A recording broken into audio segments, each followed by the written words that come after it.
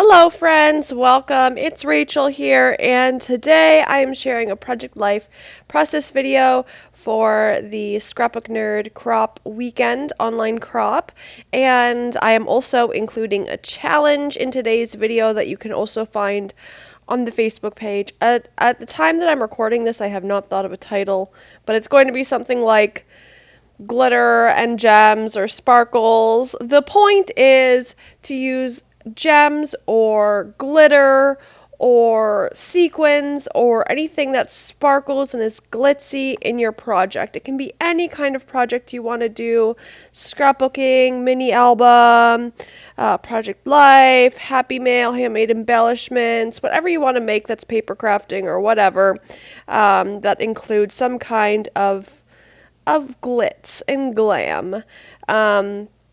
So for mine today, I am adding a sequin mix little pocket, and also putting some sequins throughout the pages that you'll see later on. But yeah, this is a Project Life page that I kind of cut a little bit and sewed a little bit to make it work for the pictures that I have. Yeah, I sewed the bottom to make it to 3x4. I believe I did. I have sewed a lot of pages lately. I'm pretty sure. Yeah, I think I did. And I think this was actually like a 12x12 page that just had a bunch of 4x6 spots. So I cut it in half, and this is what you get. So if you have some page protectors that are difficult to use, cut them, sew them, change them up, make them work, or use your fuse tool to divide the pages. That's what I have done, and it works great. So yeah, I would definitely recommend giving that a try.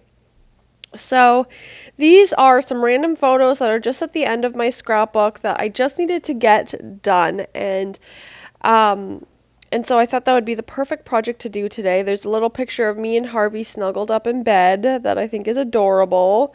And oh yes, on this side you can see that is a photo of when we first started our renovations in our house.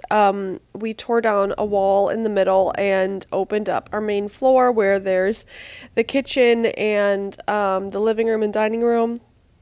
So that's what that is.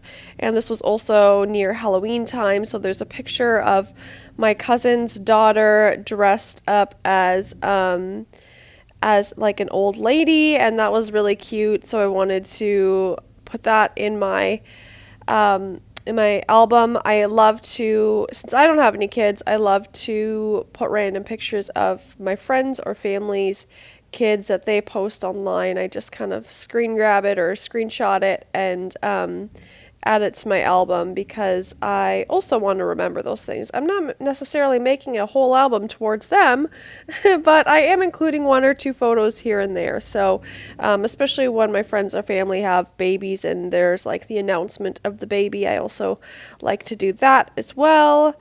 Yeah, so I will come back to the other side in a little bit.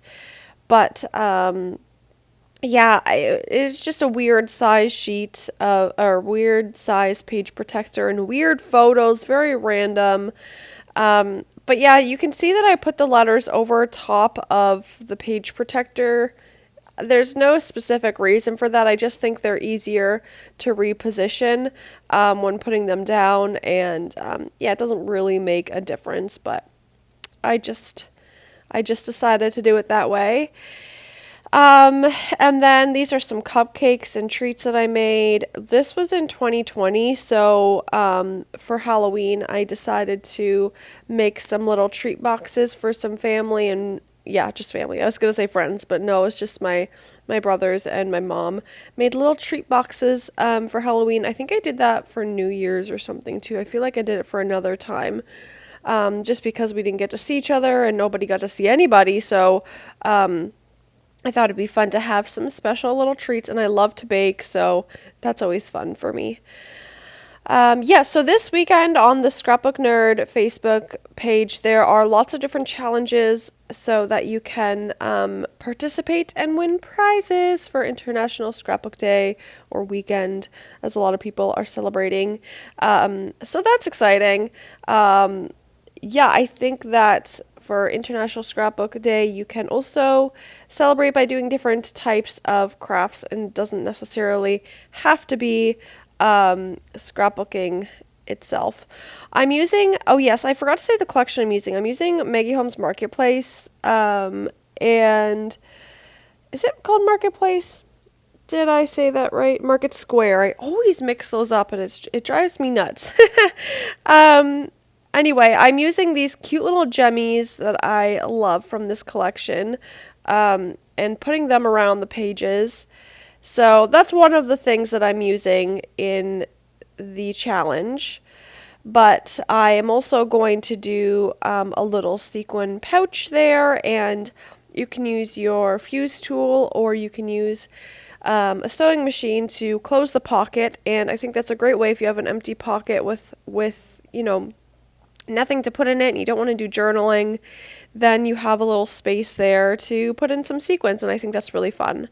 I'm just using these little phrase stickers from my stash. I'm trying to use up more of my stash that has been sitting it's been sitting on like a different tabletop forever, and so I decided to move it to my desk so that I can reach for it.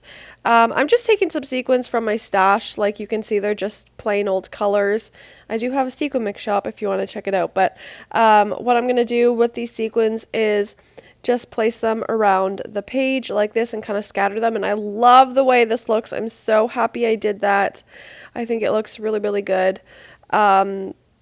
Just scattering them across the page, and it makes the picture look a little less boring, and it makes me glad that I put the words on the outside of the page, because then it goes along with the sequins. And I mean, I could do the sequins on the photo as well, but I don't know, I think it's just a little bit easier on the outside. I guess it would have been a little bit more protected if it were on the picture itself, but it's fine. I'm going to make a pretty colorful mix here. I don't know why, I just felt like it. I didn't feel like sticking with one color, so I made this pouch a little colorful, but I love it. It's always great to add some color to your albums. So yeah, I actually do have a sequin mix in my shop that matches this collection, but I was all out, so I just made my own combination, and I think it turns out great. Very colorful, very Eastery, even though Easter has passed, but very spring and Eastery. So I closed that up, and I'm actually going to use some of these chipboard air balloons and put one on each side. They don't match up perfectly, but that really doesn't bother me. I still think it looks great. It just adds a little something. And now we're going to do some close-ups. And yeah, so I will have the links for Scrapbook Nerd, the Facebook page down below. Go join us in the crop, because you can win some prizes. And I wanted to wish you all a happy International Scrapbooking Day and enjoy the crop weekend. I hope you win some good prizes.